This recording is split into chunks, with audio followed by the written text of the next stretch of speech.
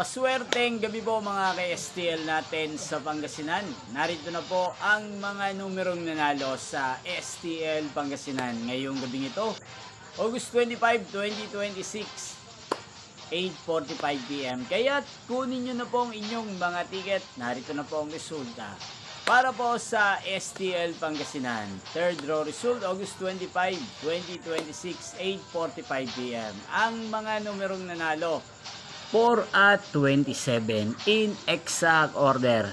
Sa mga nakataya po ng mga numerong yan kanina, congrats po sa inyo.